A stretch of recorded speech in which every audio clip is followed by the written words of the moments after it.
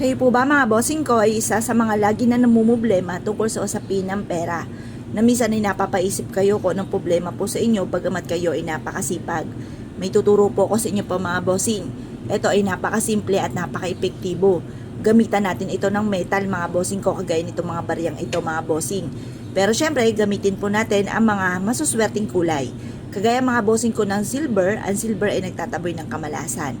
O halimbawa may mga tao na hindi mo inaasahan na may alam pala gumamit ng kaliwa.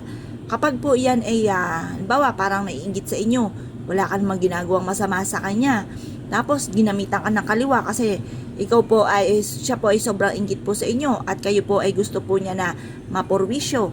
Kailangan nyo ng silver para hindi po kayo talaban. Kapag naman po mga bossing ko, napakarami yung mga kahilingan at gusto nyo po na matupad po ito kaagad, gamitan naman natin ito ng rose gold na kulay. At ang ginto naman mga bossing ko ay sumisimbolo ng kasaganahan. Ito po inyo pong gagawin. Hugasan nyo po muna itong mabuti. Pagkatapos, humanap kayo sa may silangan. Ito po ipatutuyuin po muna natin mga bossing. Kapag natuyo na po siya, pwede na natin gamitin pampaswerte. Mas maraming barya ay mas okay mga bossing. Ang gagawin nyo lamang, ilagay nyo ito sa isang mangkok or sa isang baso. At pagkatapos mga bossing ko, ilagyan nyo ito ng kaparanggot na asin. Kaunti lamang na asin mga bossing. At asahan nyo na ganyan na magiging itsura po niyan. Para po siyang kinalawang mga bossing kasi asin ang inilagay natin. Ako po, ang madalas ko ginagamit ay mga barya na may asin. At yun nga po ay proven naman na napakaswerte. Kung ikaw po parang feeling po ninyo paborito ng kamalasan, marireverse naman po ang mga maaaring magaganap. Instead na malas ay puro swerte ang maaaring dumating po sa inyo. Kagaya po na nangyari sa akin. Pero syempre mga bossing, may proseso ang paggawa ng mga pampaswerte. Kailangan po mga bossing ko, kapag po kayo ay magwi-wish, magmumula sa inyo pong puso. At kung anong binubukan ng bibig, ay siya rin pong itinatakbo ng inyo pong isipan.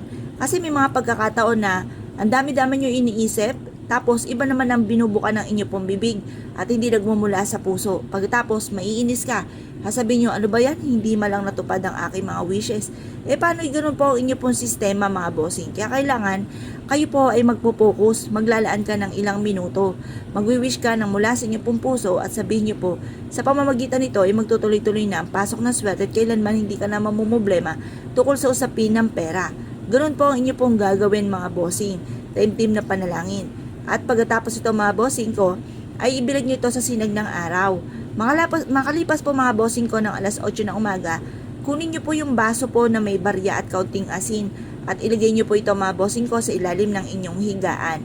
Maaaring magkaroon kayo ng mabisang proteksyon. Maaaring instead na malas ay puro swerte naman ang dumating po sa inyo.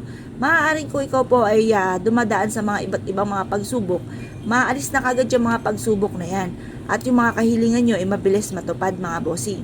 Basta't kayo po mga bossing ko ay may 100% na paniniwala sa mga gatong mga pamamaraan at ikaw ay may positibong pananaw sa buhay na magkakatotoo lahat ang inyong mga kahilingan, lahat ang mga pangarap nyo ay matutupad, wala pong imposible mga bossing. Kapag napasin ninyo ng inyo pong mga barya ay madumi na, maalikabok na, hugasan nyo lamang po ito at ulitin nyo po muli ang ating pong ginawa. Proven po ito na maswerte.